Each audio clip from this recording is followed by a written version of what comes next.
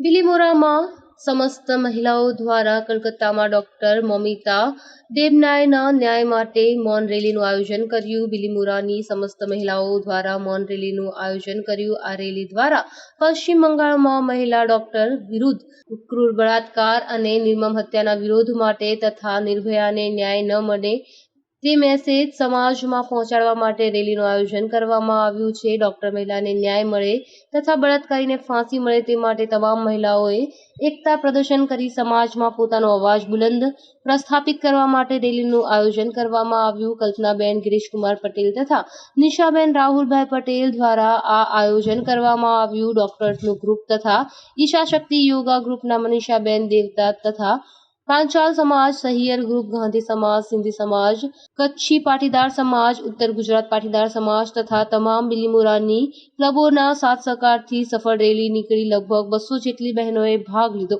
કલ્પનાબેન પટેલ તમામ બહેનોનો હૃદયપૂર્વક આભાર માને છે. Bureau report, Hemal Patel, Bilimora.